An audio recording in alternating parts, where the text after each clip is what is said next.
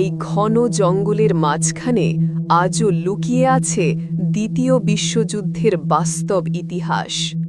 যেসব বিমান একসময় আকাশ কাঁপিয়েছিল, সেগুলো এখন পড়ে আছে নিঃশব্দ, নিঃসঙ্গ আর ভুলে যাওয়া স্মৃতি হয়ে। ৮০ বছর ধরে কেউ স্পর্শ করেনি, কেউ ফেরতও আনেনি।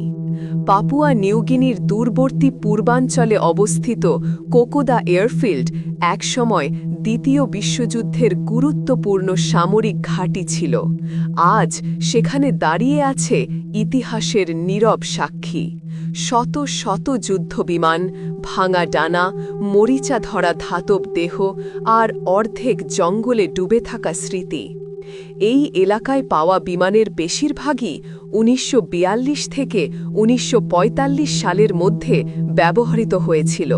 প্রশান্ত মহাসাগরীয় যুদ্ধে আমেরিকান, জাপানি এবং অস্ট্রেলিয়ান এয়ারফোর্সের বিমানগুলো আকাশে মৃত্যুর ছায়া নিয়ে উড়ত। বোমারু বিমান B-17 flying fortress, B-25 Mitchell এবং ফাইটার বিমান P-38 লাইটনিং জিরো ফাইটার একসময় যুদ্ধের গতিপথ নির্ধারণ করত। কিন্তু যুদ্ধ শেষ হলে অনেক বিমান জ্বালানি ফুরিয়ে, সংঘর্ষে ক্ষতিগ্রস্ত হয়ে বা জরুরি অবতরণ করতে গিয়ে এই জঙ্গলের গভীরে হারিয়ে যায়। সেগুলো আর কখনো উদ্ধার করা হয়নি। ৮০ বছরের বেশি সময় ধরে ঘন ক্রান্তীয় বন, কাদা, লতাগুল্ম আর আর্দ্র আবহাওয়া বিমানের দেহকে ধীরে ধীরে গ্রাস করেছে। কোথাও গাছপালা বিমানের ভেতর দিয়ে বেরিয়ে গেছে, কোথাও বৃষ্টি আর সময়ের ক্ষয়ে পুরো কাঠামো ভেঙে পড়ছে। আজও আপনি যদি কোকোদা ট্র্যাকের কাছে যান, দেখবেন পুরনো এয়ারফিল্ডের কিছু অংশ এখন গ্রামে পরিণত হয়েছে। শিশুরা সেখানে খেলছে, কৃষকেরা জমি চাষ করছে।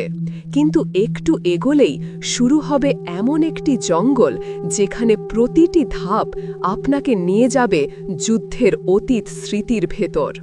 এলাকাটি অত্যন্ত দুর্গম, ঘন বন, আর্দ্র বাতাস, কাদা আর সীমাহীন নীরবতা এমন অনুভূতি দেয় যেন সময় এখানেই থমকে গেছে। আপনি যখন একটি মরিচা ধরা বিমানের কাছে দাঁড়ান, মনে হয় যেন সেই বিমানের পাইলট আজও ফিরে আসেনি, বরং তার শেষ নিঃশ্বাস এই বনের পাতায় লুকিয়ে আছে।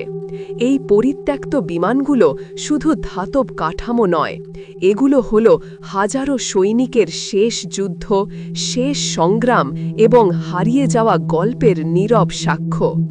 যুদ্ধ কতটা নির্মম হতে পারে, মানুষের জীবন কিভাবে মুহূর্তেই থেমে যেতে পারে, এই জঙ্গল আজও সেই সত্য চোখের সামনে তুলে ধরে।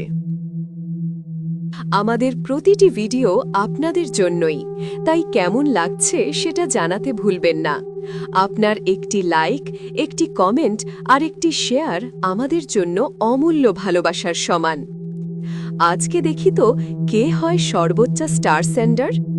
আপনি কি সেই বিশেষ মানুষ যার স্টার আমাদের পরিশ্রমকে আরও আলোকিত করবে? আপনার পাঠানো প্রতিটি স্টার আমাদের জন্য একটি আশীর্বাদের মতো। ধন্যবাদ আপনাদের ভালোবাসা ও পাশে থাকার জন্য।